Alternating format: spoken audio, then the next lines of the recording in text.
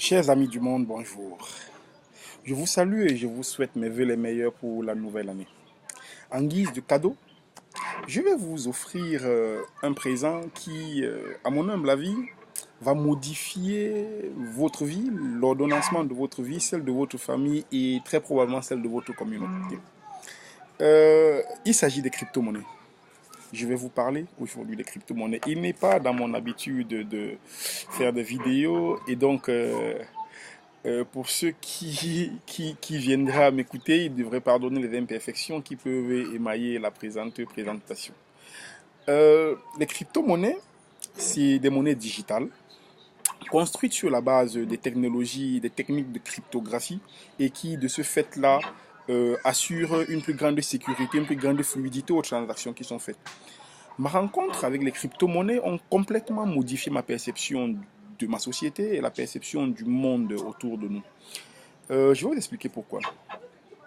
On a une idée de la monnaie qui est quelque peu erronée. C'est que la monnaie nous vient des gens, la monnaie est fabriquée et produite par des gens qui nous soit l'imposent, soit nous la proposent afin que nous puissions nous en servir pour l'achat et l'échange des biens et des services.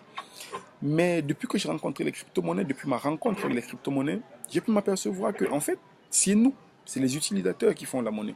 C'est l'acceptation tacite ou expressement dite qui donne un sens à la monnaie.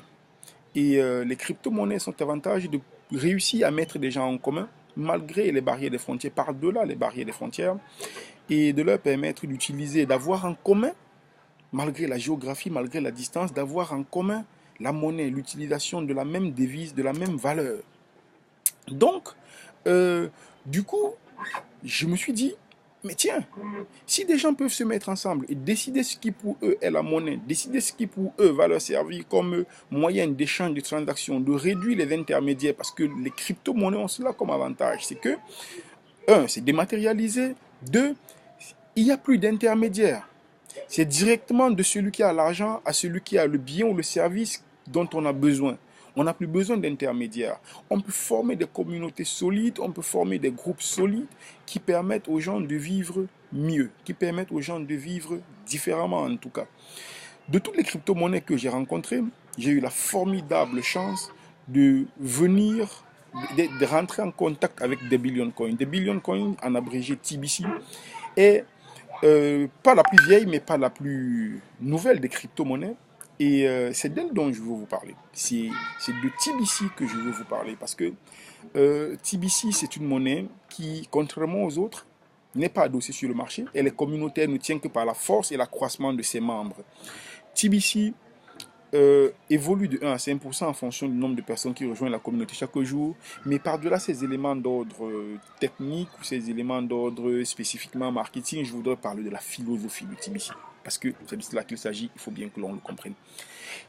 TBC a pour vocation de réduire la pauvreté globale en donnant aux communautés, en donnant aux peuples jusqu'ici marginalisés de l'argent, les moyens matériels et financiers d'influencer la vie, d'influencer les perspectives dans leur pays, dans leur communauté respective. TBC a pour vocation de réduire l'écart, le trop grand écart d'ailleurs, qui sépare les riches des pauvres, en permettant aux gens, avec des mises quelquefois modiques, avec des mécanismes simples, de se former des fortunes, de se fabriquer des fortunes qui leur permettront en communauté de développer des projets afin de réduire la pauvreté à l'échelle du monde.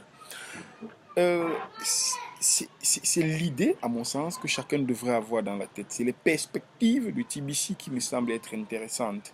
Avant que, dans les vidéos à venir, nous travaillions à expliquer davantage ce que TBC envisage de faire et comment TBC envisage de procéder pour atteindre les objectifs qu'il se fixe.